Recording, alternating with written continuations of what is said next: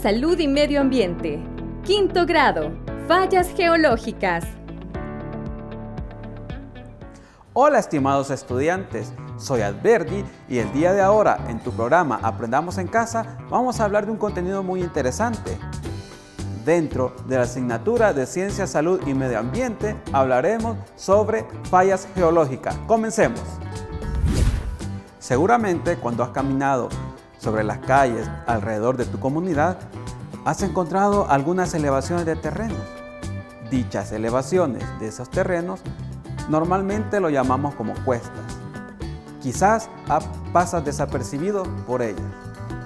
Pero cuando hay otras elevaciones o otro tipo de estructura llamadas colina o precipicio, que comúnmente le llamamos barrancos, quizás no las pasas desapercibidas, lo notas y te cuidas de no pasar sobre ellas.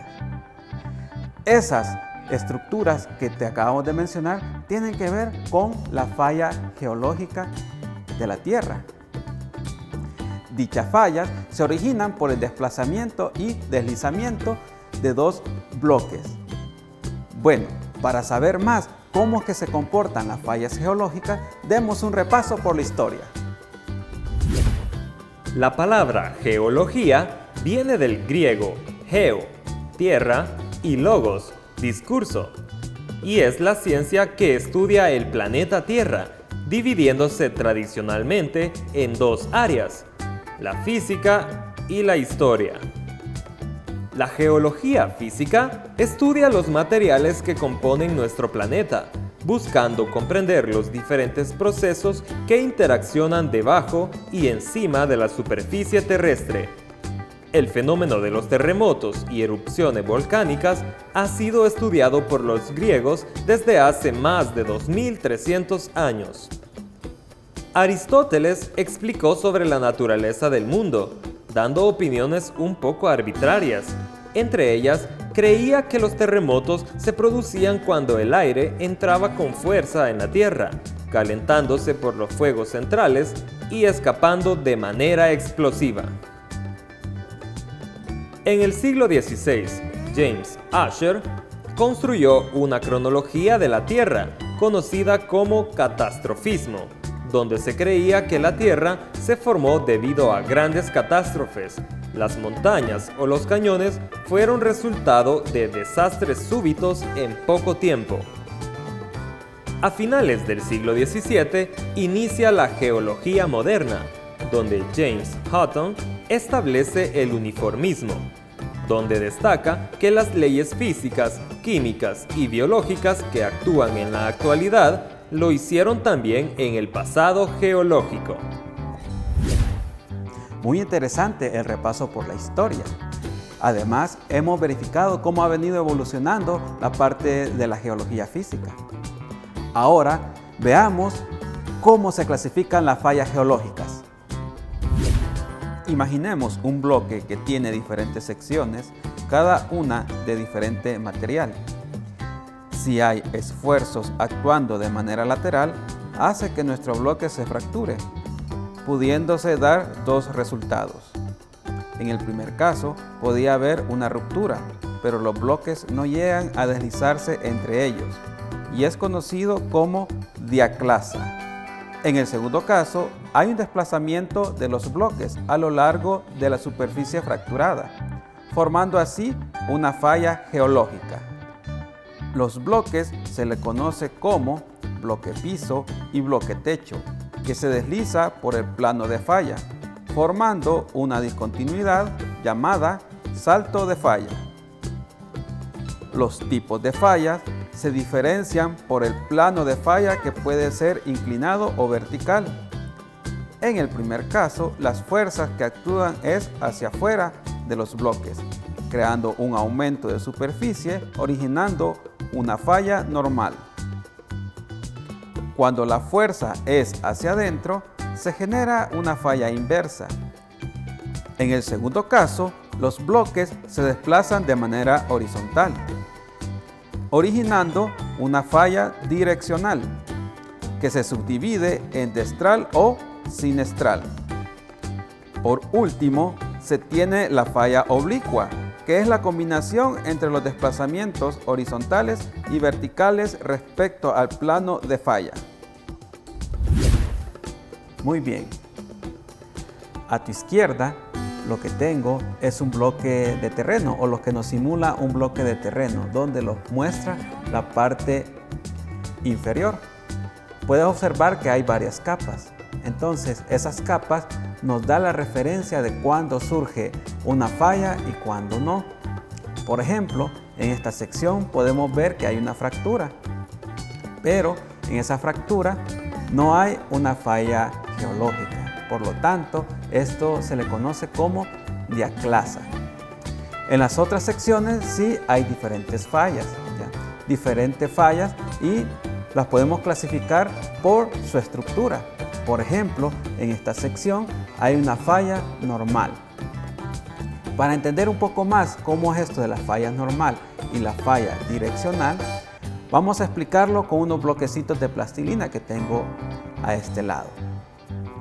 En estos bloquecitos, si tú observas, como lo vimos anteriormente, si nosotros aplicamos una fuerza de rompimiento o estiramos el bloque, ¿qué es lo que pasa? Al estirar el bloque se forma una falla. Esa falla es una falla normal, y las fallas normales nos generan un hundimiento. Esa parte que se forma se le llama como fosa tectónica. Por otro lado, si la falla es inversa, quiere decir que salta a la superficie este sector, y en ese sector se le conoce como macizo tectónico. Si puedes observar, se pierde la continuidad de las diferentes capas de suelo que nosotros teníamos a un inicio. Por otra parte, si nosotros queremos explicar cómo es la falla direccional, la falla direccional, como lo habíamos dicho, era rozando cada una de las placas, y al rozar cada una de las placas nosotros lo que obteníamos era una discontinuidad, y obviamente lo podemos observar que en los caminos se nos vuelven discontinuos cuando eso sucede. Además, si quieres saber cómo se comportan, tú puedes aplicar ciertas fuerzas de presión o alargamiento utilizando plastilina, y vas a observar cómo se genera esa discontinuidad. Muy bien. También los volcanes forman parte de las fallas geológicas, pero para ver cómo funcionan las fallas geológicas desde el punto de vista de las placas tectónicas, pasemos a ver el siguiente material. Si los continentes se mueven justo debajo de nuestros pies, ¿hay evidencia de ese movimiento? Otra pregunta: si los continentes se mueven, ¿existe una relación entre la formación de los volcanes y el movimiento de las placas tectónicas? Y otra pregunta más: si las placas tectónicas se mueven, ¿cuál es la relación que hay entre estas y los sismos? Contestemos la primera pregunta. Sí existe evidencia del movimiento o desplazamiento de los continentes. Cuando la corteza se mueve, se libera gran cantidad de energía y constantemente las placas se empujan e interactúan entre sí. Esto produce que secciones del suelo se fracturen o se deslicen unas con otras. Estas fracturas o discontinuidades en el suelo se llaman fallas geológicas. De hecho, los límites de las placas tectónicas son básicamente fallas geológicas de enorme tamaño, y la liberación de energía cuando éstas se mueven nos lleva a la respuesta de la segunda pregunta. Los volcanes se forman cuando una placa tectónica choca o se empuja con otra. Al ocurrir un movimiento de subducción, es decir, una placa se desliza bajo la otra, se empuja una gran cantidad de magma a la superficie del suelo, la cual busca una zona donde salir. En ese punto, donde el magma emerge con fuerza, es donde se forma un volcán. Al salir a la superficie, el magma se conoce como lava. Gracias al docente Orlando por compartir sus conocimientos en esta teleclase. Y como lo mencionó, los volcanes se clasifican por sus características. Estos pueden ser los tamaños, el tipo y la forma de cómo se activan. Teniendo esa forma, se pueden clasificar en basáltico, escudo, ceniza o estratovolcanes. Los estratovolcanes son similares a este modelo, que si puedes observar, tiene varias capas. Dichas capas son originadas por las diferentes erupciones que han tenido en todos los años. Por otra parte, su tamaño oscila entre los 100 a los 3000 metros. Además, son muy violentos. En El Salvador existen muchos volcanes. Por mencionarte algunos, está el Chichotepec, que está en el departamento de San Vicente, el Izalco en el departamento de Sonsonate, el Chaparrastique, que está en el departamento de San Miguel, y el Quesaltepec, que está en el departamento de San Salvador, pero es mejor conocido como Boquerón. Ahora que hemos estudiado, pasemos al dato curioso. Una gran parte de la superficie de El Salvador está cubierta por una serie volcánica, que consiste en una sucesión que va de andesitas a basaltos hasta aglomerados de carácter andesítico. El espesor de esta sucesión es mayor a 1500 metros. Con estos tipos de rocas están formadas algunas regiones, como la Sierra Tacuba, Cordillera del Bálsamo, Cordillera Jucarán-Intipucá y la parte norte de Santa Ana. Muy interesante lo desarrollado en el dato curioso. Como habrás notado, nuestro país posee varias fallas geológicas. Ahora, tú las puedes observar y las puedes identificar en tu comunidad. Además, podemos saber cómo se forman los volcanes y que su origen viene de una falla geológica.